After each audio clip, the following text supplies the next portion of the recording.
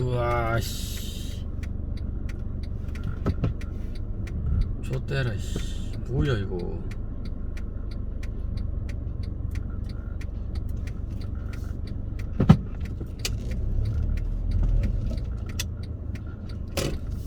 어?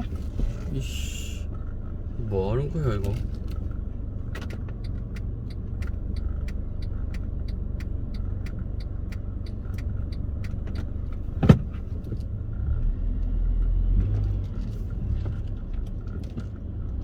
입차 내용 없음이야? 이런 씨.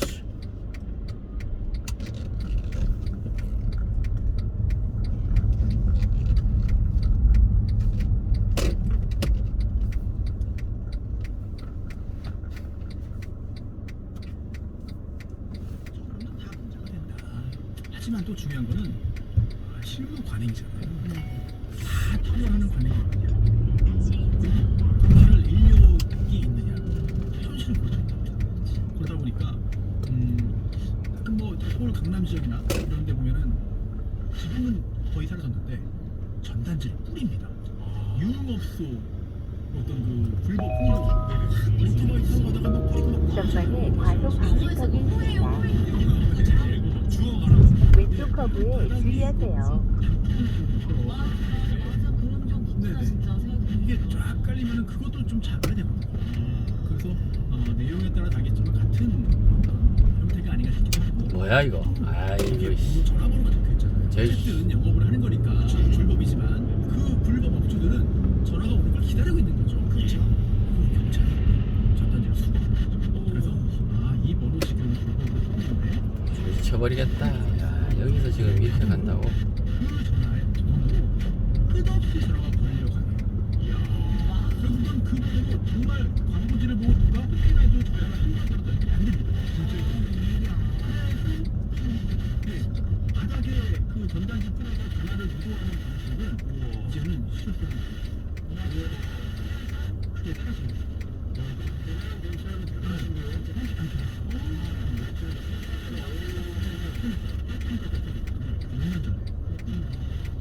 또 하나 문제가 되는 거는 차량이 부착된 방지턱을 차량이 빼는 거잖아요. 대충 가져와서 그냥 걸리는 겁니다. 그게 뭐가 문제냐? 그리고 범죄자들은 이게 불 같은 게 달립니다. 근데 일부 비싼 건 아니겠습니다만 다행입니다. 이거는 마음대로 가져와서 걸어도 그러잖아요. 경우에 따라서 다르긴 할 거예요. 하지만 이게 이분의 업무가 결국 책임입니다. 업무잖아요. 그렇죠. 네. 직업으로 가지고 있는 일이거든요. 거기에 따라 이걸 놔두면 오히려 안 되는 거잖아요. 업무가 그런데 그렇기 때문에 이건 큰 문제가 되지 않는다. 여기 볼 수 있겠고요. 근데 뭐 수일대도 아니고 절대도 아니고 뭐 업무방해도 아니고 이걸 치는 것 자체를 오히려 반대로 볼 수 있는 근거는 아주 그렇지 않습니다. 그야말로 이거는 괜찮고 충분히 과학적으로 합격이 괜찮지 않습니다. 업무가 아니랄 때 판단을 내리세요. 주민인데 도시락 구성적으로 해주시면 내가 지금 못 풀었다 싶었는데 그래서 문제를 줬어요. 실제로 문제일 수 있고 아까 이런 문제였던 게 같이 방식이 따져야 될 것 같고요. 그래서 이게 방지 입장에서는 아니 내가 판결을 방지하는 거예요. 판결을 하면 그건 기대가 아니고 이 주인이 왜 제거할 겁니까? 회사가 관계 없으면 이 차의 주인에게 제가 직접적으로 주는 건데 그렇게 왜 따집니까? 라고 한다면 굉장히 정치 아플 수 있거든요. 하지만 그렇게 하더라도 과연 보수가 정부가 운동을 당했다라고 가정했을 때 영향을 받을 수 있는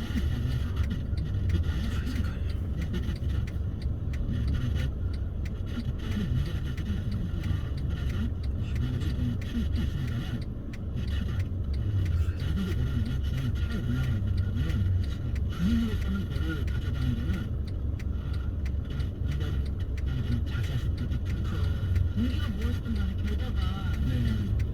어떻게 보는 걸 내가 빨간 게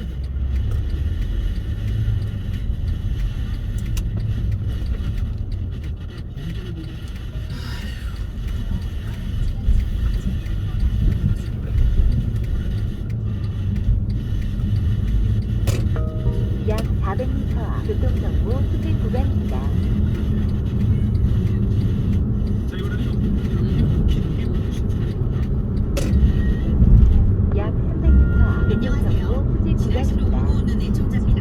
다름이 아니라 시골에 계신 저희 왼쪽 커브에 부모님이 요즘 주의하세요. 걱정이 있어서 잠도 못 주무세요. 저희 부모님은 시골에 땅을 사서 집을 짓고 살고 계시거든요. 잠시 후 이 마을에 교통정보 80년대 수집 홍수가 구간입니다. 한번 크게 난 적이 있어요. 당시 이웃의 집이 크게 망가져가지고 이웃 아저씨께서 찾아오신 적이 있으시대요. 아유, 저 실례가 안 된다면 저 집 대문 앞에 임시거처로 집을 좀 짓고 살 수 있을까? 사정이 너무 딱하기도 하고 평소 알고 지낸 이웃이기 때문에 아버지는 허락을 했고 저희 집 대문 앞 공터에 비닐하우스처럼 낮은 집이 지어졌어요. 그리고 40년이 흘렀습니다. 얼마나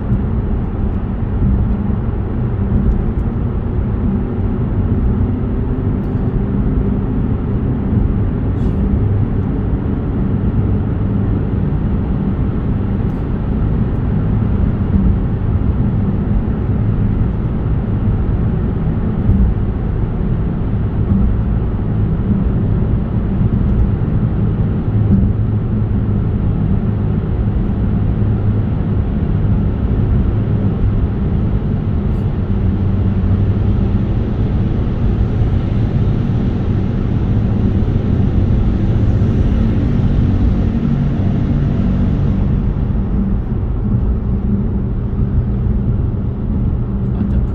왜 이렇게 안 잡혀?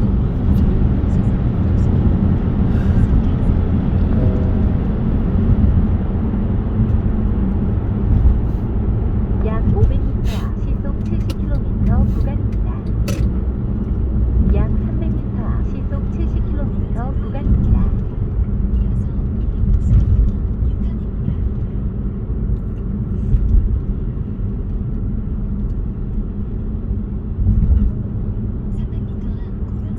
잠시 후 시속 70km 구간입니다.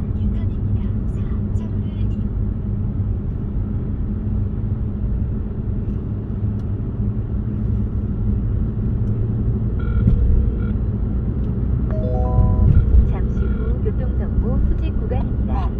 나. 저기 전화해봤어? 경찰서 전화했는데 자기네 당시 4안에 주간조가 퇴근하고 6시에 야간조가 있는데 6시 조금 넘어서 전화 한번 해보라고 그래서 저기 얘기하면은 거기서 해준다고 그랬는데 계속 전화 받은 사람이 얘기하면은 와서 좀 얘기해준다고? 그러면 반대라고 지금 더 하고 있어. 6시 반 정도에 그럼 다시 전화해서 한번 얘기해봐야 되겠네. 하는 게 여기다 탁 그래요, 알았어. 그럼 거기 그 엄마가 애 데리고 온다 그랬어? 그래요. 그러면 뭐 경찰 미리 전화해서 경찰 불렀다고 얘기를 해. 그러면 그래야 그 엄마도 놀라진 않지. 알았어.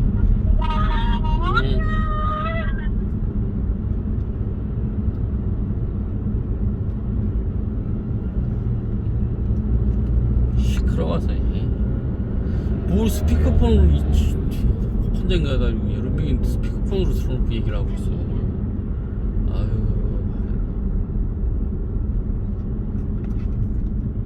평온하고 공연하게 극도의 땅이죠. 그 땅을 점유한 사람은 등기를 하면 그 소유권을 취득한다. 자, 지금 40년 지났습니다. 일단 첫 번째 20년을 충분히 넘었죠. 그 다음에 평온하고 공연하게 점유를 했어요. 그렇죠. 몰래 한 게 아니라 다 드러냈고 또 뭐 싸운 게 아니라 평온했습니다. 그렇죠. 그럼 하나 남은 거는 소유의 의사로. 자, 이 옆집이 소유의 의사로 그 땅 위에 집을 지어가지고 그 땅 위에서 살았다면 이거 내 거야 라고 생각했으면 인정되는 거 아니에요. 그렇다면 이거 땅 넘어가야 되는데 라고 생각할 수밖에 없는 거죠. 그렇죠. 하지만 해석이 이렇게 됩니다. 소유의 의사로 점유했느냐는 나 소유하고 싶어, 이 땅 내가 가질 거야, 이거 좀 있으면 내가 가져가야지, 그런 내 마음을 말하는 게 아닙니다. 객관적으로 볼 때 이 소유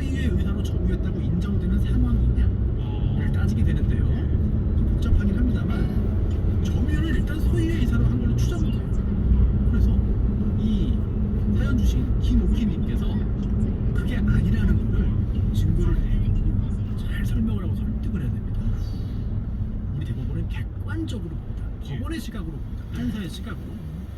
그럼 뭐 이거 언제 소유의 이사가 아니라고 인정되느냐? 네. 첫 번째는 빌린 대가를 내면든지, 예를 들어 이거 한 달에 3만 원이라도 된다. 네.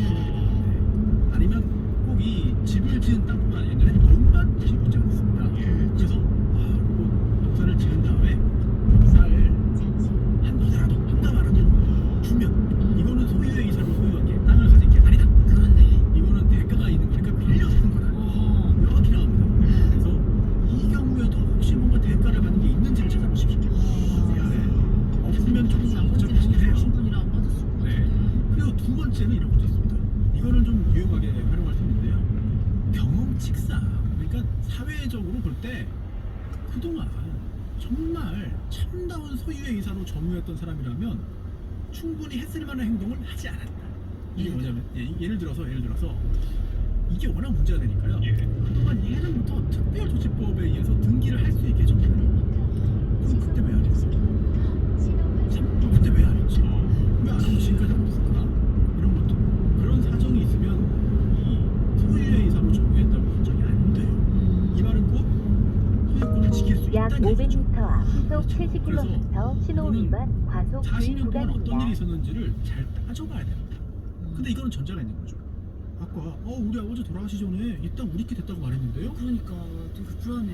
등기부를 좀 빨리 확인하셔야 될 것 같아요. 아니 그 돌아가신 분이 그런 생각을 갖고 네. 등기를 이전을 해놨으면. 근데 물론 등기 명의를 바꾼다는 게 네. 특히 이렇게 점유취득시효로 인해서 바꾼다는 게 다 동의가 돼도 하는가? 근데 그럴 리가 없잖아요. 얘 뭐 몇십 년 살았으니까 가져가세요. 이렇게 할 수는 없잖아요. 할 리가 없고. 그 이분한테까지 그 사실이 연락이 왔을 그래서 텐데. 그게 그 소송을 통했다면은 당연히 알고 계실 텐데. 네. 하지만 간혹 가다가는 그게 연락이 안 돼가지고 무지송난으로 되거나 뭐 이상한 경우들도 없지 않습니다. 가능성은 뭐 매우 희박하고요. 그래서 방송에서의 이런 일반적인 내용으로 결론을 내릴 수는 없다. 이거는 아주 기본적인 말씀을 제가 드린 거고요. 구체적인 사정에 따라서 결론이 달라집니다. 즉 40년 동안 있었던 아주 작은 단서 하나 때문에 이 땅의 소유권이 바뀔 수 있어요. 그리고 빨리 정말 이거 방송 듣고 계시다면은 지금 당장 법률 전문가 변호사를 찾아가셔가지고 상담부터 받으십시오. 그래야 지금 이 땅의 상황을 판단할 수 있고요. 그에 따라서 조치를 취할 수 있습니다. 이거는 뭐 물론 40년 동안 뭐 그냥 불쌍하니까 이렇게 집 짓고 살아라고 해줬고, 근데 그거를 증명할 수 있는 사항이 있고 증인도 있고 뭐 그걸 관련해서 약 고맙다고 300m 편지를 썼던 시속 문자를 보냈던 뭐 70km 신호 아니면은 위반 과속 저희가 주의 이렇게 구간입니다. 무료로 이렇게 땅을 빌려 쓰고 있는데 저희가 드릴 건 없고 뭐 마음 표시라도 할게요라고 했던 게 있다면 네, 그것도 찾아보셔야 돼요. 그거라도 좀 찾아야 되는 거예요. 그렇죠. 그래서 너무 걱정하실 부분은 아닙니다. 사실은 걱정하실 부분은 아니에요. 그렇지만 솔직히 빠르게 말씀드려요. 대처를 네. 하셔야 되는. 분쟁이 커지면 안 되니까.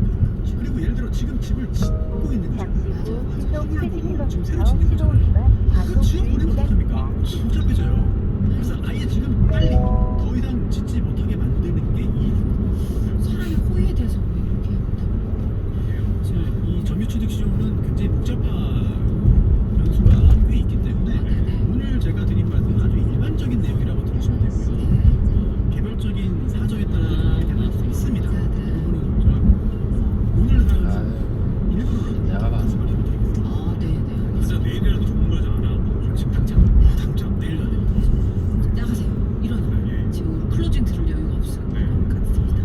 자, 오늘 사연 보내주신 두 분께 상품으로 균형 영양식 보내드리고요. 손수 변호사님도 가시기 전에 추천곡 하나 주셔서 저희 위로해 주셔야죠. 시간이 문제예요. 그렇군요. 시간에 관련된. 강수지 씨, 시간 속에 약해. 시간이라는 게 항상 이렇게 무거운 결과만을 낳는 건 아니에요. 그렇죠. 냄새만 있는 거 아니에요. 향기도 있습니다. 네. 제가 굉장히 좋아하는 노래. 아, 너무 좋죠. 영곡이죠. 끝곡으로 들려드릴 거고요. 손수 변호사님 보내드릴게요. 네. 감사합니다. 다시 뵙겠습니다. 세상이 스마트해지는 사이 우리는 어두워졌는지도 모릅니다. 보이지 않는 곳에서 아파하고 눈물 흘리는 사람이 없도록 환인이 함께하겠습니다.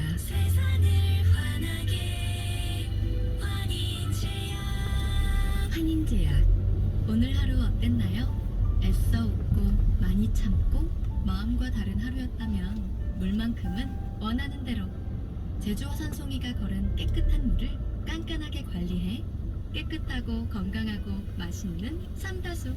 어떤 물을 원하나 결국 제주 삼다수. 한 번에 합격! 백커스로 가자! 백커스 공무원 합격! 백커스 공인중개사 합격! 백커스 세무회계도 합격! 한 번에 합격! 백커스! 한 번에 합격! 백커스! 고민되네. 창문을 열자니 미세먼지가 걱정이고 이대로 있자니 실내 공기 오염이 걱정이고 어떡하지? 캠핑 있잖아요. 캠핑 환기 시스템은 창문을 열지 않고도 환기가 가능해 감염 위험도를 줄여줘요. 킴펠과 환기 타임하세요. 환기가자 킴펠. 모두가 자연을 볼 때 프롬바이오는 자연 속의 숨은 힘을 찾아냅니다. 건강을 약속하는 좋은 원료의 힘, 바이오와 의학을 혁신하는 힘, 우리 삶의 질을 높이는 힘까지 자연이 건강이 되는 기술 프롬바이오. 피곤해. 벤포벨 효과 어때? 벤포벨? 약발로 그래야지. 한 이 정도. 육체 피로 체력적인 체내 지속력이 길어 효과가 오래가는 비타민 종근당 벤포벨. 가까운 약국에서 찾으세요. 천혜의 자연을 간직한 강릉에 신라 호텔의 품격을 도는 신라 모노그램이 찾아옵니다. 시간이 흘러도 변치 않을 가치. 신라 호텔의 새로운 프리미엄 라이프 스타일 브랜드 신라 모노그램 강릉. 4월 홍보가 높은 분양문의 1644-5545 디오션 259 PFV. 나에게 꼭 맞는 생유산균 짝도 기대해주세요.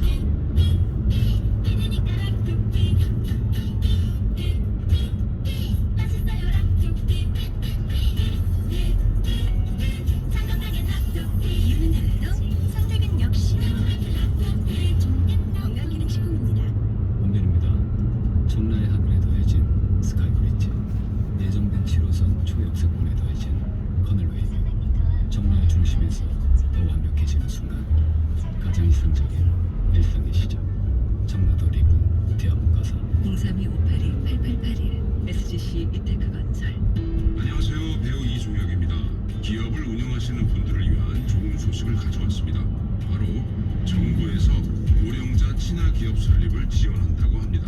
우리 주변에는 능력과 경험이 풍부한 역량 있는 분들이 많이 계십니다.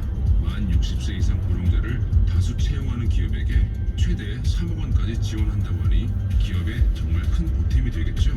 2022년 6월까지 고령자 친화기업 사업에 참여할 기업을 상시 모집 중입니다. 자세한 내용은 한국노인인력개발원 홈페이지를 확인하세요. 문의전화 1833-7128. 경험은 나눔, 일자리는 이음. 이 캠페인은 보건복지부가 함께합니다.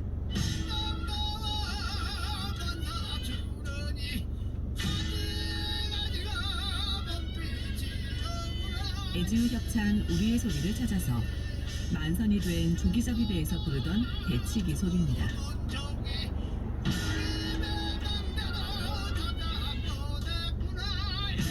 조기를 가득 싣고 집으로 돌아오는 길, 노래가 절로 흘러나옵니다.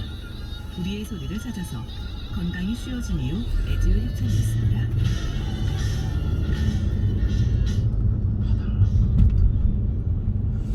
근데 진짜 그분 잘 됐으면 좋겠다. 저 사연자분 네, 어머님의 그 40년의 호인들. 나는 잘 기억이 안 난다. 왜냐면은 진짜 좋은 느낌으로 선물하듯 그죠. 그 시간을 빌려줬던 건데. 자, 강수지 씨의 시간 속의 향기, 오늘 선수 변호사님의 추천곡입니다. 조금 달콤하고 밝은 노래로.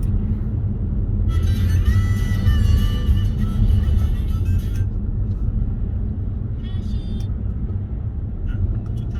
당신들 책임. 그냥 도저히 안 되는 정호영 같은 사람 정도는 우리가 반대하지만 한동훈도 안 돼, 또 다른 사람 누구도 안 돼. 이런 식으로 하면은요 발목 잡기 프레임에 갇힐 수밖에 없어요. 그러니까 처음에 그냥 화끈하게 그래 한번 해볼 대로 한번 해보세요. 밀어주세요. 너무 훌륭한 말씀이어서 못할 말이 없는데 그렇게 안 할 겁니다. 만약에 민주당이 그렇게 할 수 있는 쿨한 정당이었으면 지금보다 훨씬 더 많은 국민들의 지지와 성원 받았겠죠. 저는 그렇게 못할 거라고 보고 발목을 잡으려면 잡을 수 있는데 이왕 잡을 거면 아주 깔끔한 태클 했으면 좋겠다라는 생각입니다. 지금까지 장성철, 천하람, 장성철 두 분의 정치 컨설팅 들었습니다. 감사합니다. 감사합니다. 네, 감사합니다. 저는 잠시 숨 돌리고 6시에 2부 이어갑니다.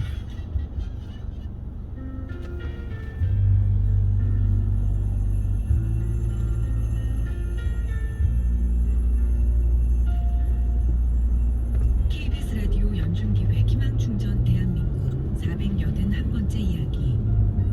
안녕하세요. 아나운서 이현주입니다.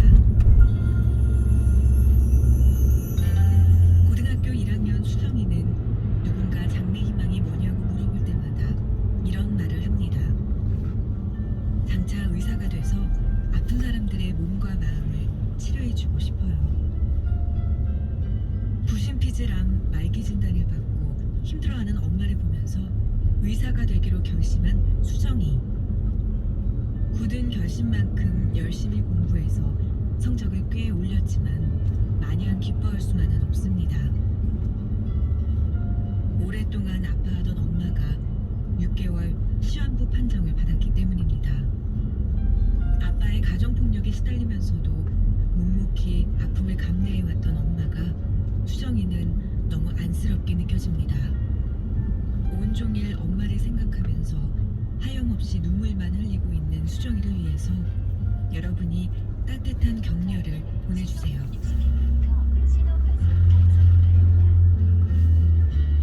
여러분의 따뜻한 손길이 희망의 빛이 됩니다.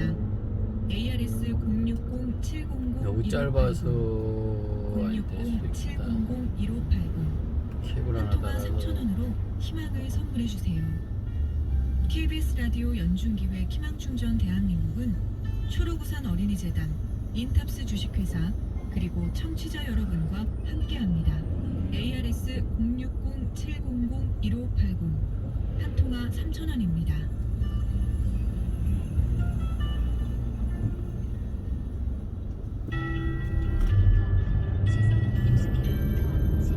KBS 58분 날씨.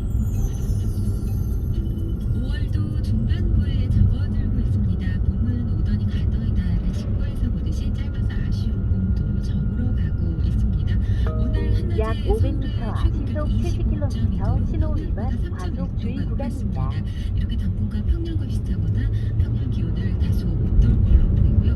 내륙을 중심으로 내일까지는 낮과 밤에 기온차가 상당히 크게 나겠습니다. 건강 관리 유의하셔야겠습니다.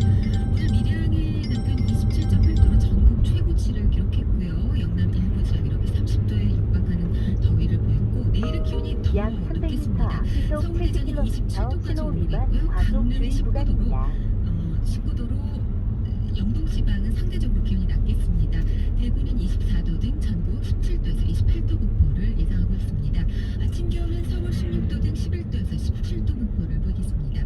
오늘은 전국적으로 구름이 많이 끼겠고요. 잠시 후 밤까지 시속 제주도에는 비가 70km 신호 조금 위반 내리겠습니다. 과속 주의 내일은 구간입니다. 중부지방은 구름이 많이 끼겠고 남부와 제주는 흐린 가운데 늦은 오후까지 동해안으로는 빗방울이 조금 떨어질 수 있겠습니다.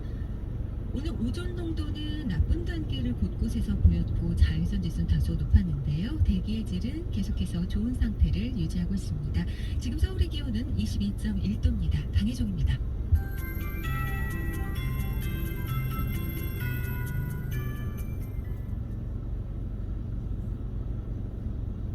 정성을 다하는 국민의 방송 KBS가 6시를 알려드립니다. AM 711kHz, FM 97.3MHz, KBS 1라디오입니다. HLKA.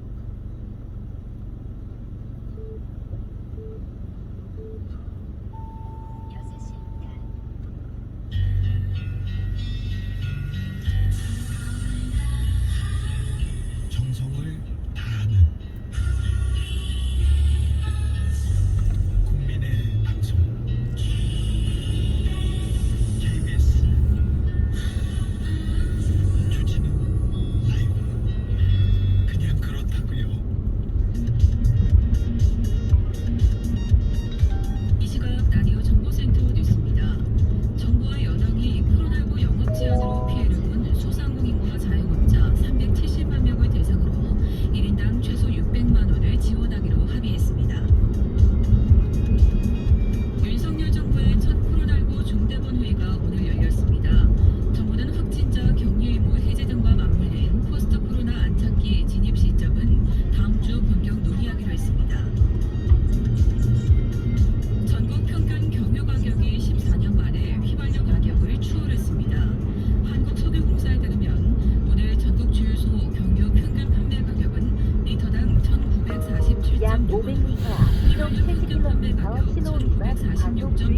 있습니다. 1.5원 더 높았습니다.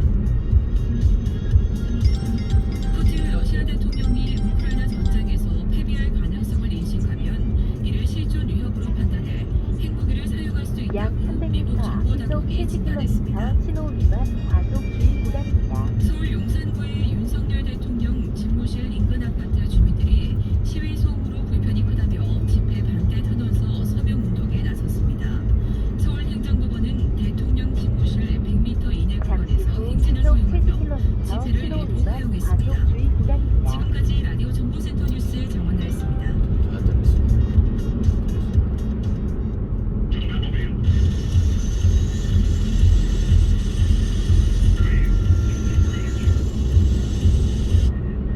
주기자의 기시다 후미오 일본 총리가 올라프 숄츠 독일 총리에게 베를린에 설치된 평화의 소녀상 철거를 요청했다고 합니다. 일본 언론에서도 총리가 소녀상 철거를 직접 요청한 건 대단히 이례적이라고 합니다. 일본 정부가 전쟁 성노예라는 역사적 진실을 불가역적으로 없애려고 얼마나 정성을 들이는지 짐작할 수 있습니다. 윤석열 대통령도 기시다 총리도 한일 관계 이대로 둘 수 없다고 합니다. 미중 갈등, 북한의 위협 속에서 한일 관계 개선돼야 됩니다. 시급한 상황 맞습니다. 아무래도 한일 관계는 일본의 강제동원 그리고 군 위안부 등 역사 왜곡을 어떻게 바로잡느냐 여기가 결정적인 열쇠를 쥔 것 같습니다. 일본은 1965년 국교 정상화로 강제동원 피해자 문제 끝났다. 2015년 위안부 합의로 위안부 문제도 끝났다는 입장입니다. 우리나라가 역사에 대한 원칙과 입장을 바꿔야 한다 이렇게 주장합니다. 이제 중요한 건 윤석열 정부의 역사 인식 그리고 태도입니다. 그런데 대통령실에 대통령 주변의 사람들 그분들의 역사 인식에 우려가 크다는 거 알고 계시죠? 식민 지배를 옹호했던 뉴라이트 인사들이 너무 많다는 것도 아시죠? 우선 국가안보부 안전보장의 NSC 사무처장을 겸하는 김태우 국가안보 1차장 이분은 뉴라이트 대표적인 학자였습니다. 약 하지만 또 500m, 유사시 시속 일본 자위대가 개입할 70km 수 신호 있다고 위반 과속 그렇게 주의 구간입니다. 주장하시던 분이죠. 김 차장은 우리도 과거사 문제 역사에 대해서 원칙과 입장을 재점검할 약 때가 300m, 됐다고 시속 계속해서 70km 신호 말씀하시는 위반 분입니다. 과속 주의 구간입니다. 이상합니다. 이상해요. 일본의 극우 논리하고 상당히 겹칩니다. 뉴라이트 전국연대 집행위원장 지내신 김성회 종교 다문화 비서관 최근까지 일본군 위안부 피해자에게 성매매, 화대 이런 단어를 쓰기도 했습니다. 설마 친일이 다문화 영역에 포함되는 건 아니겠죠? 뉴라이트 전국연합 사무처장 출신 임헌조 시민소통 비서관 이분은 한때 태극기 집회 주도하신 분입니다. 그가 주최한 태극기 집회 취재 많이 갔는데요. 많이 가서 멱살 많이 잡혔습니다. 그런데 마이크 드신 분들 미국과 일본에 대해서 맹목적인 찬양 늘어놓고 북한을 악마라고 계속합니다. 불태우고 막 그랬습니다. 그리고 대통령께 정보와 인사를 전하는 한호섭 국정상황실장 이분도 뉴라이트 전국연합 기획실장 출신입니다. 잠시 후 시속 한때 70km 보수단체들 신호 위반 정치 과속 집회 주의 기획 많이 구간입니다. 하시던 분인데 어떻게 또 청와대 아니 대통령실에 딱 왔더라고요. 대통령이 어떤 분들을 임명했는지 알고는 계시죠? 한일 관계, 각종 외교 문제 국민이 걱정 안 해도 되는 거죠? 걱정이 돼서 그렇습니다. 지금까지 주기자의 1분이었습니다. Queen, I want to break free.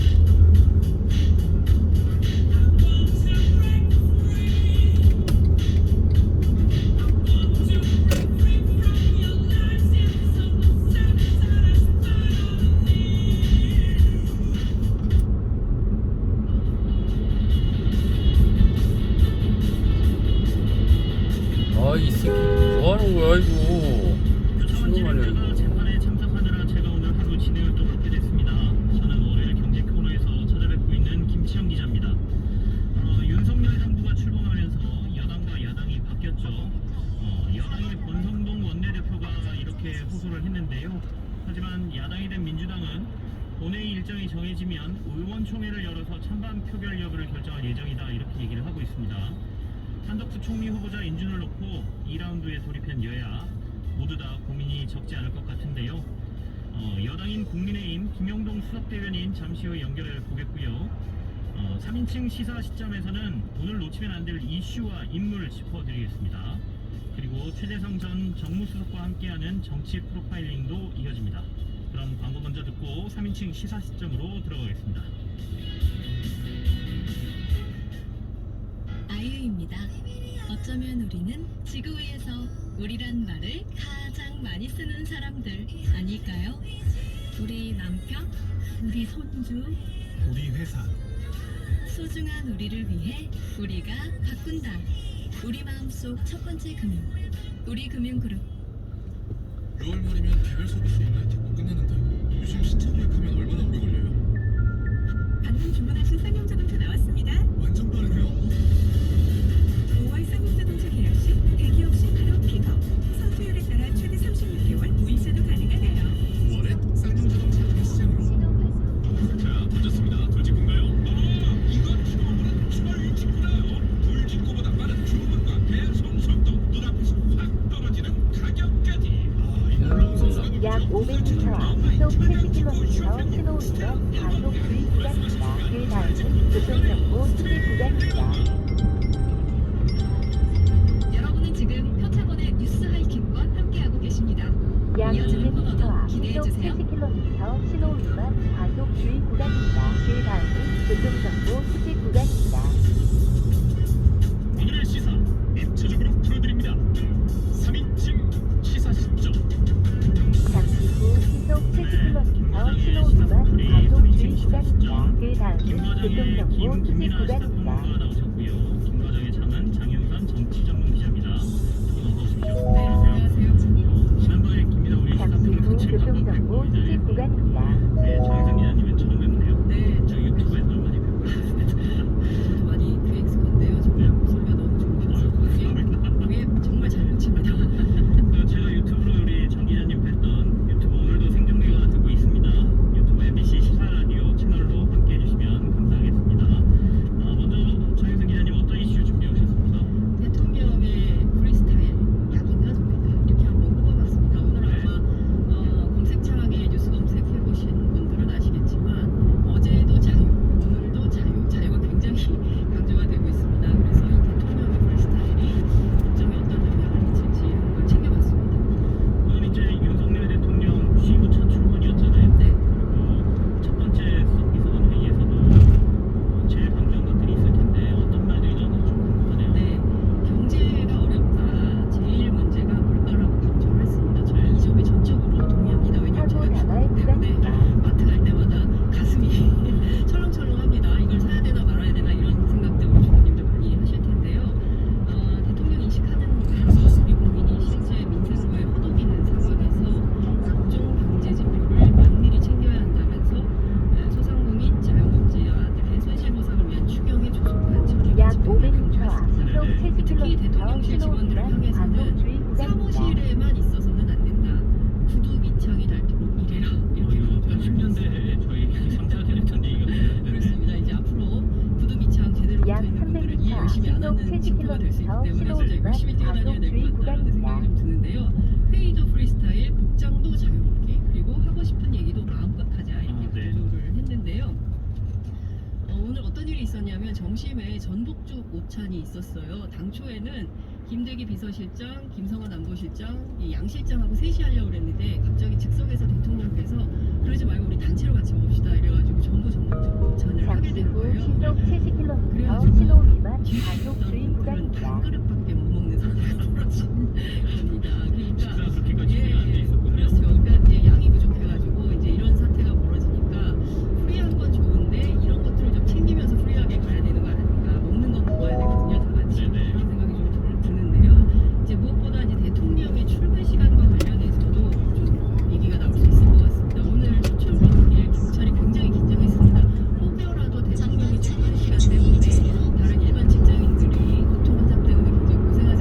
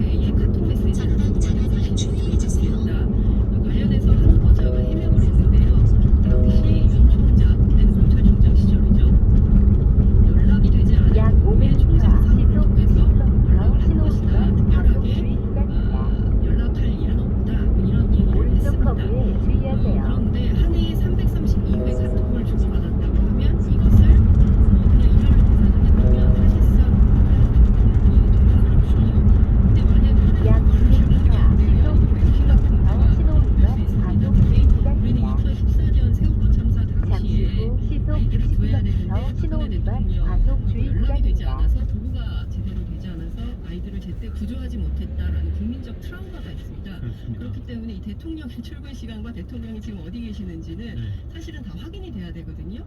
그래서 관련해서 우려하는 시각들이 좀 있다라는 말씀을 좀 드리고 싶습니다. 네, 아무래도 뭐 검찰총장 할 때랑 대통령이 좀 다르겠죠. 그럼요. 대통령이 24시간은 항상 열려 있어요. 그리고 이제 출근 시간이 그때그때 다르다는 거는 뭐 스포츠로 뭐 보완적인 의미도 있겠지만 또 이제 교통 사정에 따라서 지금 출근 루트 3개를 이제 번갈아서 쓰겠다라는 거잖아요. 그런 점까지 고려를 하면은 뭐 도착 시간이나 이런 걸 따져서 대체적으로는 어쨌든 9시 전에 뭐 출근하는 어떤 그런 뭐 외부 일정이 없다면 네. 다른 일정이 없다면 그런 걸 기본으로 하겠지만 아마도 이제 좀 이렇게 뭐랄까요 융통성 있게 아마 운영할 수밖에 없다는 점 그런 점을 고충으로 얘기하는 것 같고 이게 아무래도 지금 쭉 말씀하신 게 어쨌든 오늘 보여준 이제 윤석열 대통령의 프리스타일 그런 건데 그게 이제 우려가 되는 점도 있다라고 하면 또 제가 볼 땐 좋은 점도 있는 것 같아요. 뭔가 자유롭게 하는 게 좀 좋은 점도 있고 특히 이제 지금 출근을 하면서 기자들 만나서 기자들 네. 영어로 뭐 백브리핑이라고 하지 않습니까? 네. 좀 얘기를 좀 했는데 그런 모습은 또 좋은 모습 같습니다. 그래서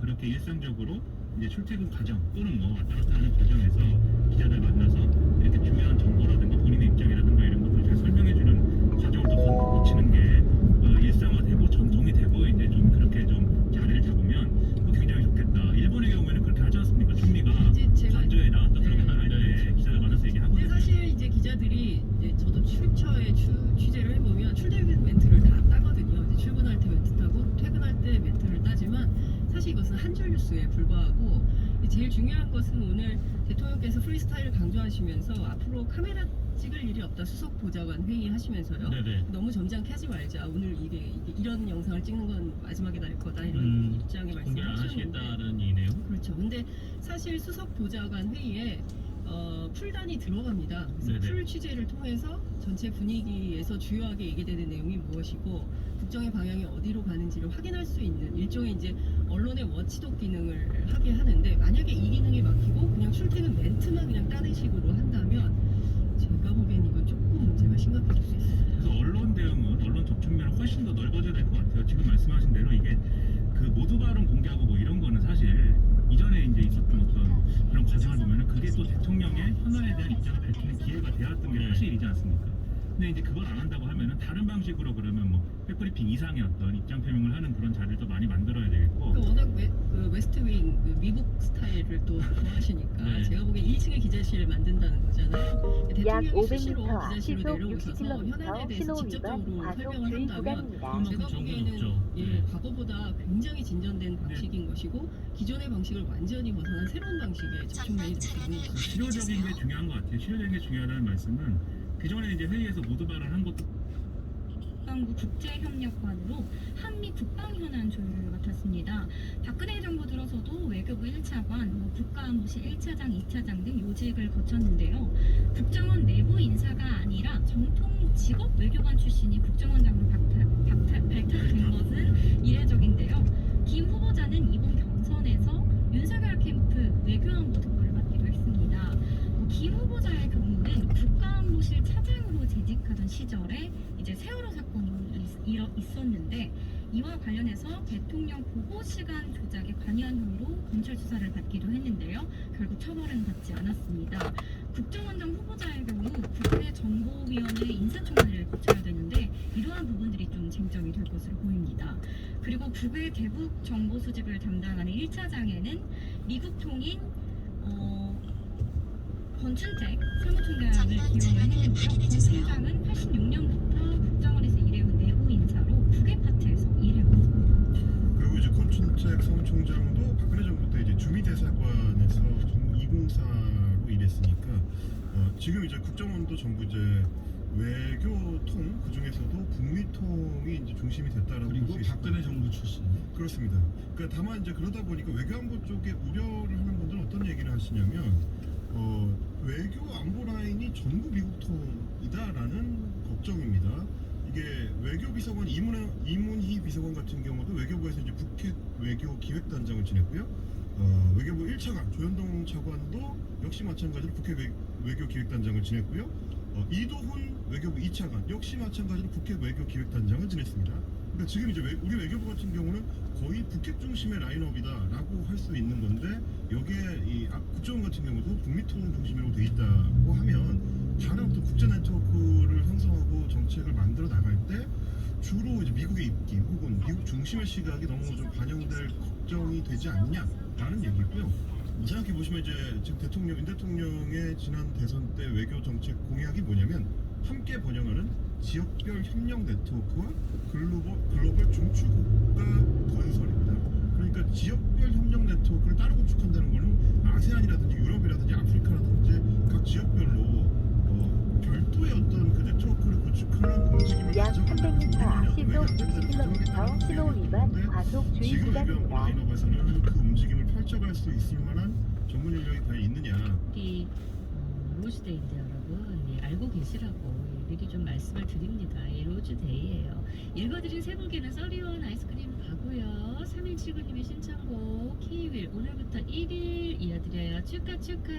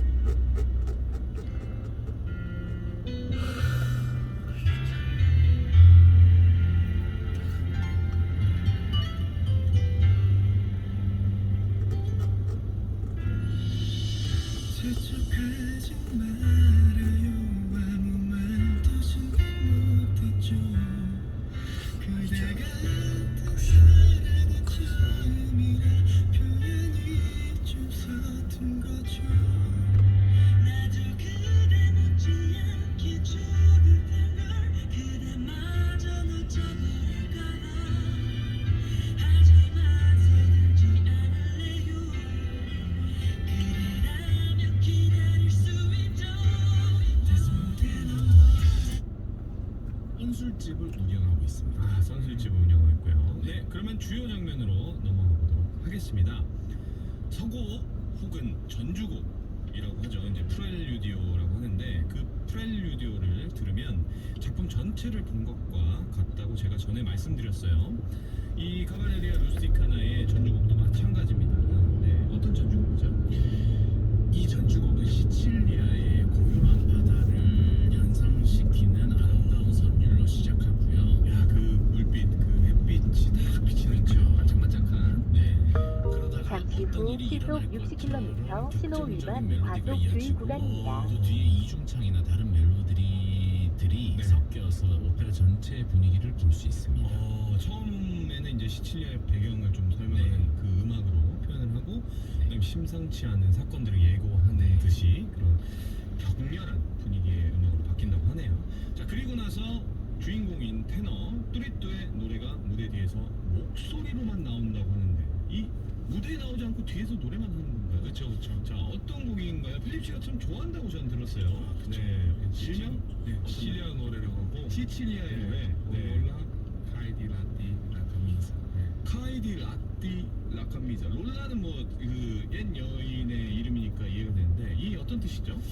내용은 로라에 대한 얘기겠죠. 로라에 대한 얘기인데, 우유같이 흰 옷, 눈부신 피부, 앵두 같은 그 입술. 당신에게 먼저 입맞추는 이는 행복하리. 당신의 문 앞에서 피 흘리게 될지라도 나 기꺼이 그리하리. 죽어서 천국에 가더라도 당신이 거기 없으면 머무르지 않으리. 아, 이런 뜻이군요. 근데 필립 씨, 이게 이태리 말이 조금 어색하거든요. 그렇죠. 저희는 근데 이게 보니까 시칠리아 방언 같아요. 방언이. 사투리. 그러니까 이렇게 설명을 하면은 이해가 좀 어려울 것 같아요. 그렇죠. 그 우리 장교 출신인 필립 씨가 자영업자에 대한 신속한 보상 지원이 안 되면 이들이 복지수급 대상자로 전락할 위험이 굉장히 높다며 그 자체가 상호 국가 재정에 부담이 되기에 빨리 재정을 당겨서 가능한 한 조기에 집행을 해 회생할 수 있게 한다고 말했습니다. 이를 위한 적극적인 소통과 정보 공유도 강조했습니다. 구도 밑창이 닳도록 하는 것이 중요하다는 말까지 나왔습니다. 북한에 대한 우려도 표명했습니다. 지금 안보 상황도 만만치 않다며 핵실험 재개 이야기도 나오고, 그런 상황이 발생했을 때 안보뿐 아니라 국정에 다른 부분에 어떤 영향을 줄지 세밀하게 모니터하고 준비해야 한다고 당부했습니다. 북한이라고 콕 집어 얘기하지 않았지만 북한의 7차 핵실험 가능성에 우려를 드러낸 것으로 해석되는 제목입니다. BBS 뉴스 김우준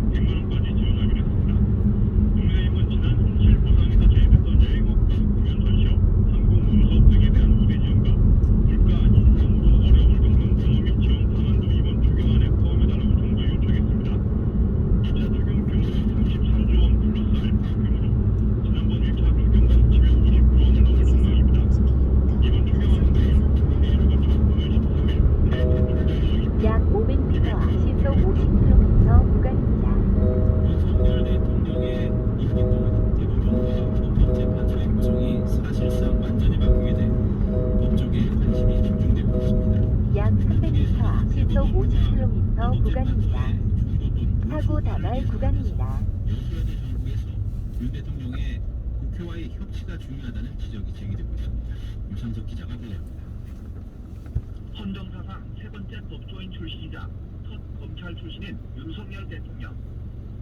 윤 대통령은 임기 중 대법원장을 포함한 대법관 14명 가운데 오경미 대법관을 제외한 13명의 후임자를 임명하게 됩니다. 올해 9월 김재형 대법관의 임기가 종료되고 내년 7월엔 조세현, 박성화 대법관이 임기를 마칠 예정이며 김명수 대법원장의 임기도 내년 9월이면 마무리됩니다. 오는 2024년에는 안철상 대법관 등 6명이, 2026년에는 노태양, 윤구 대법관이 물러나고 지난해 임명된 전대현 대법관은 2017년 윤 대통령 퇴임 직전에 임기가 끝납니다. 헌법재판소에서는 재판관 선언이 윤 대통령 임기 안에 교체됩니다. 내년 3월 윤석열 재판관을 시작으로 윤석열 재판관과 국방부 소장의 임기가 한해 만료되고 2024년에는 잠시 후 시속 50km 구간입니다. 2025년에는 윤영대 재판관이 임기를 마칩니다. 법조계에서는 대법원과 헌재, 통상, 법조연구세 대법관, 재판관 자리가 상수없이 바뀌었다는 점에서 검찰 총장 출신의 윤 대통령이 검사 출신을 지명하지 않겠다는 관측이 나옵니다. 법조계에서는 위법연구회 출신 등 진보 성향 대법관과 헌법 재판관들이 퇴임한 자리에 새 정부가 진행한 인사들이 임명되면 보수화 또는 중도화가 진행될 것이라는 전망이 나옵니다. 다만 여소야대의 국면이 적어도 2024년 5월까지 이어진다는 점에서 윤 대통령으로서는 국회와의 협력이 중요하다는 지적도 나옵니다. CBS 뉴스 유상석입니다. 코로나19 신규 확진자가 약 500m 앞 시속 50km 구간입니다. 그 다음은 시속 50km 구간입니다. 일상 회복의 안착기 진입 시점을 논의할 계획이라고 밝혔습니다. 보도에 권혜진 기자입니다. 중앙방역대책 본부에 따르면 코로나19 신규 확진자는 43,925명으로 8일째 5만 명대 미만을 유지하고 있습니다. 신규 확진자 수는 2주 전인 지난달 27일 7만 6천 명보다 3만 2천여 명이 적지만 1주 전인 지난 4일 4만 9천여 명보다는 5,100여 명이 적어 감소폭은 줄어들었습니다. 위중증 환자와 사망자 수도 각각 300명대와 29명으로 감소세를 유지하고 있습니다. 특히 사망자는 86일 만에 20명대로 떨어졌습니다. 정부는 이번 주까지는 상황을 지켜봐야 추이를 정확하게 알 수 있다면서도 가을까지는 유행이 소규모 수준에서 이어지는 상황이 계속될 것으로 전망했습니다. 정부는 2길 복지부 2차관 주제로 새 정부 첫 코로나19 중대본 회의를 열고 오는 23일부터로 예정된 코로나19 안착기 진입 시점에 대한 논의를 다음 주에 진행할 것이라고 밝혔습니다. 2차관은 그러면서 기준을 주간 1평균 확진자 수 10만 명 이내로 제시하고 이 수준이면 문제 없이 최적의 치료를 제공할 수 있을 것으로 판단된다고 설명했습니다. 한편 60세 이상을 대상으로 하는 코로나19 백신 4차 접종은 대상자 가운데 31.1%가 예약을 했고 25.2%가 접종을 마쳤습니다. TBS 뉴스 권예진입니다. 금리 상승과 함께 부동산 거래 등이 부진하면서 감소했던 은행권 가계대출이 5개월 만에 다시 증가세로 전환됐습니다. 주택을 제외한 신용 등을 담보로 삼는 기타 대출은 감소폭이 축소됐습니다. 한국은행에서 박관우 기자가 보도합니다. 최근 은행들이 영업 차원에서 금리를 내리고 대출 한도를 늘리면서 가계 대출이 5개월 만에 증가세로 전환됐습니다. 한국은행이 오늘 발표한 4월 중 금융시장 동향을 보면 은행권의 가계대출 잔액이 1,060조 원으로 나타났습니다. 한 달 전 3월 말보다 1조 2천억 원 증가했는데 지난해 12월 이후 4개월 연속 감소세가 5개월 만에 증가세로 바뀌었습니다. 다만 시계열상 4월 증가폭은 2004년 관련 통계 작성 이후 가장 낮은 기록을 화가 리셋을 이시 못했다니. 약 300m 앞 시속 50km 구간입니다. 그 다음은 시속 50km 구간입니다. 리셋을 했다는데 그 얘기는 화가 리셋을 이식을 못했다는 거.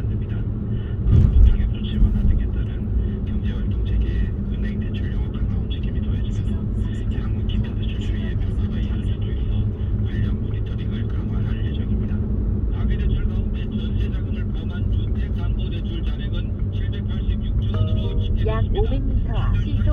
50km 신호 위반 과속 주의 구간입니다. 전과 같았습니다. 늘어난 주택담보대출 가운데 전세자금 대출은 1조 1천억 원으로 52.3% 절반 이상 차지했습니다. 주택 매매 거래가 둔화되는 가운데 전세와 집단 대출의 자금 수요가 지속된 것으로 분석됩니다.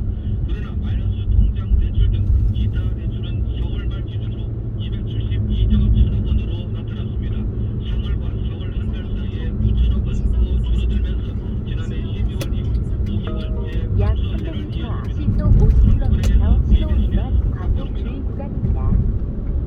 4월 취업자 수가 1년 전에 비해 86만 명 넘게 늘면서 같은 달 기준으로 22년 만에 잠시 최대 후 증가 시속 50km 신호 위반 과속 주의 구간입니다. 1995년 6월 이후 최저치를 보였습니다. 나머지 기자입니다.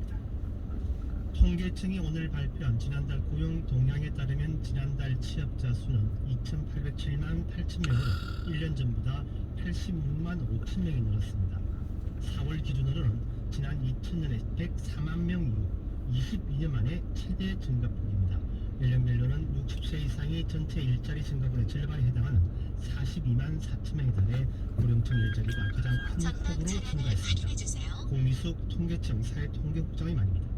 취업자는 전년도와 대비 86만 5천 명 증가했는데 산업별로 봤을 때는 보건복지업, 제조업, 사업시설 관리 등이 증가를 주도했으며 지위별로는 상용직과 임시직, 연령별로는 60세 이상 청년층 등 모든 계층에 더해서 어떤 대한민국의 자유민주주의와 법치주의 기본 질서 그리고 대한민국 국민들 모두가 진정한 자유를 누릴 수 있는 어떤 방향 이 부분을 더 강조했던 거 아닌가 싶습니다.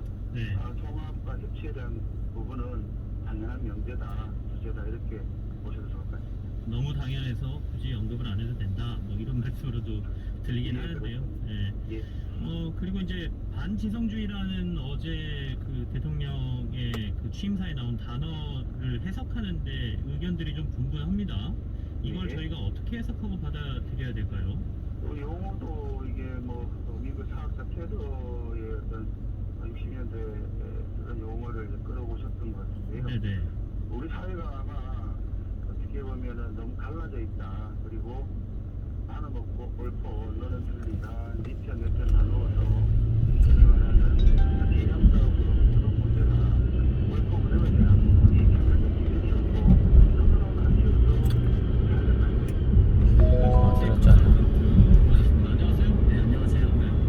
윤석열 정부가 정책으로 있습니다. 취임 시 취임자 취임 첫날에서 분주하게 들어왔는데 전반적으로 뭐 축하 분위기였습니다만은 어떻게 보셨는지 저부터 좀 인수위를 거친 취임식이기 때문에 저는 이제 문재인 정부 때는 사실 인수위 거치기 격수했기 때문에 분야만 전체적으로 취임사 거치고 취임식에 무슨 취임사를 했습니다. 전체적으로 방향이나 저는 한마디로 말씀드려서 시불 기대했는데 기둥만 있는 느낌이었어요. 전방에 과속 방지턱이 있습니다. 시불 기대했는데 기둥만 있는 느낌이죠. 무슨 말을 좀 약간 추상적이고 관념적인 부분에 대해서 말았고요. 그래서 구체적인 어떤 국민들의 삶의 문제 이런 것들이 좀 간과된 측면이 좀 있는 것 같고 물론 저는 이 윤석열 대통령께서 그 예전에도 자유에 대한 신념을 계속 강조하지 않았습니까? 그 밀턴 프리드먼의 그 선택할 자유 우리 이 책을 되게 좋아한다고 말씀도 하시고 그래서 자유와 시장 경제 이건 뭐 어쨌든 윤석열 대통령이 갖고 있는 국정 철학이라고 볼 수 있으니까 그걸 강조한 지점 그리고 또 하나는 세계 시민이라는 표현을 썼어요. 이게 아마 우리나라 취임사에서는 처음 나온 말인 것 같아요. 그러니까 세계 시민을 호명한 것이 뭐 그런 것도 우리가 이제 국제적 규범, 이게 선진국으로서 국제적 규범에 맞춰서 나아가려는 어떤 의지의 표현이다 이렇게 볼 수 있는데 많은 언론이 지적했지만 일단 통합이라는 단어가 나오지 않았고요. 해명도 좀 저는 이해가 안 되고 너무 당연해서 뭐 말하지 않았다. 그러면 제가 자유를 35번 얘기한 거는 자유는 너무 당연하지 않은 거라서 말하는 거냐 뭐 이렇게 얘기할 수도 있을 건데 아무튼 그런 통합 의지를 표현하는데 원래 이제 그 대통령 취임사는 가장 중요한 게 반대편까지 포용할 수 있는 뭐 이런 취임사를 사실 좋은 취임사라고 우리가 뭐 얘기를 좀 하잖아요. 근데 이제 그런 측면에서 좀 아쉬움이 좀 있었다 이렇게 말씀드리고요. 그 박근혜 전 대통령 같은 경우가 이제 그 2013년 2월이죠. 그때 취임사가 제목이 통합과 전진 국민 속으로 이런 제목이었고요. 그때도 그 모든 뭐 대통령 취임사 그렇지만 이 박근혜 전 대통령도 여성과 장애인 그리고 사회적 약자를 호명하면서 이들의 권리와 이 복지 증진을 위해서 노력하겠다. 뭐 이런 이제 말씀을 하시거든요. 특히 이제 이 팬데믹 이후에 당선된 대통령으로서 이제 팬데믹 상황에서 좀 고통에 빠진 국민들을 좀 더 구체적으로 언급하시면서 이분들의 삶을 돌보겠다. 뭐 이런 의지가 좀 더 있었어야 하는 것이 아닌가 하는 뭐 그런 아쉬움 좀 말씀드리겠습니다. 그 취임사에서 이제 반대 진영을 포용하는 그런 모습을 보여줬어야 되는데 그렇죠. 대통령이니까 이제 선거가 끝나고 좀 약간 듣기로는 좀 공격하는 듯한 걸로 받아들이신 건가요? 그런 건 아닌데요. 좀 그런 것들이 빠졌다. 제가 이제 집을 기대했는데 기둥만 있다는 말씀드린 이유가 이제 그건데요. 그리고 이제 뭐 내용을 좀 더 들어가면 사실은 뭐 진보 언론들이 약간 비판을 하기도 했지만 이 자유와 성장을 얘기했잖아요. 근데 지금 대통령 정치 역할, 저는 사실은 정치가 자꾸 성장을 얘기하는 것이 좀 못마땅합니다. 저는 문재인 대통령도 계속 뭐 소득주도 성장 뭐 이런 성장론을 얘기했는데 사실상 국민들은 다 알거든요. 성장을 주도하는 것은 기업이지 정부가 아니다. 정부가 존재하는 이유는 그런 이 시장 경제 속에서 소외되고 낙오된 국민들을 어떻게 돌봐서 공동체의 일원으로서 평등하게 역할을 해야 된다. 대우와 경제 얘기를 할 것이야. 그렇죠. 경제 얘기보다는 특히 취임사는 그런 정치적인 메시지가 있어야 되는데 그게 좀 부족했다는 그런 문제가 있습니다. 자, 그 인사 얘기를 좀 해보도록 하죠. 청와대 비서실에 검찰 출신이 너무 많다는 지적이 제기가 됐는데 어떻게 보세요? 반환 너무 많죠. 너무 많아요. 이해는 돼요. 그러니까 이 대통령께서 검찰 출신이시기 때문에 뭐 믿고 쓸 사람들을 쓰는 거야 뭐라고 할 수는 없지만 이번에 청와대 문거리 부속실장, 법률비서관, 공직기강 비서관, 총무비서관, 인사기획관, 인사비서관 핵심 6명이나 검찰 출신이거든요. 가용된 것이 아닌가. 물론 이제 초기에 지금 뭐 사람을 구하기가 이제 뭐 만만치 않고 뭐 이런 것들도 있었고 또 대통령께서 자기 대통령을 쓰고 싶은 마음도 이해는 하지만 사실 너무 많은 거다. 윤 대통령이 이제 가까이서 두고 쓸 수 있는 인사들을 선으로 채웠다 이렇게 생각해 구하셨으면 했고 그리고 차관급 인사 20명 그랬는데 여기도 여성이 한 명도 없어요. 여성이 없고 사직대 이하도 없고 그래서 이런 것들은 세계 아까 그 국제적 규범 세계 시민을 말씀하셨는데 그 세계적 추세가 좀 동떨어진 거라고 좀 봐요. 그러니까 많은 나라들이 미국에서는 이런 그 성별이나 세대 반대하면서 그것도 사실 통합형 과정이죠. 그런 측면에서 좀 굉장히 아쉬운 측면이 많은 것 같습니다. 한덕수 국무총리의 인준안이 지금 완전히 우리 무중에 지금 뭐 민주당에서는 해주지 않을 해서 있는 것 같은데 어떻게 얘기해야 돼요? 글쎄요 오늘 제가 여기 들어오기 전에 이 손명석 진성준 그 원내 수석부대표 회동이 또 결렬됐다는 뉴스가 나왔더라고요. 그 총리 인준하고 그 사개특위 구성 문제를 논의했는데 이제 너무 입장차가 커서 합의에 이르지 못했다. 총리 인준은 지금 민주당의 어떤 감성 기준 이런 것들 때문에 좀 늦어질 것 같다. 또 많이 될 수도 있기 때문에 민주당 입장에서도 고민은 많을 것 같아요. 왜냐면 이제 난리 만들 때 안 되더라도 일단 돈에 열어서 표결까지 저도 뭐 그렇게 생각해요. 그러니까 이게 이제 발목 잡힌 프레임을 갖추면 사실은 곧 있을 지방선거에서 제가 볼때 유리하게 작용하지는 않을 것 같거든요. 그러면 이제 표현을 해서 표결을 시키더라도 표현을 해서 뭔가 진도를 나가야 되는 측면이 있는데 지금은 너무 좀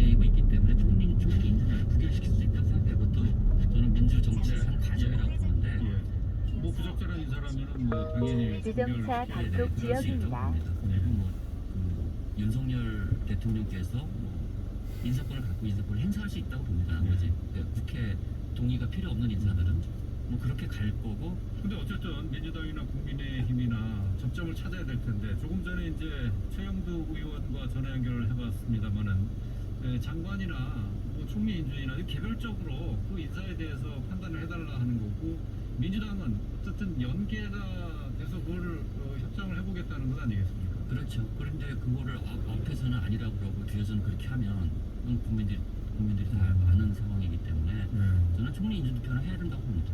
빠른 시간. 이제 지금 여소야대 정국입니다. 협치를 기대하는 거 무리일까요? 어떻게 생각하세요? 좀 무리 같아 보이죠? 지금 특히 이제 앞에 여러 가지 일정들도 좀 그런데 그래서 제 대통령께서도 사실은 이번에 그런 여소야대 특히 뭐 거대 야당이지 않습니까?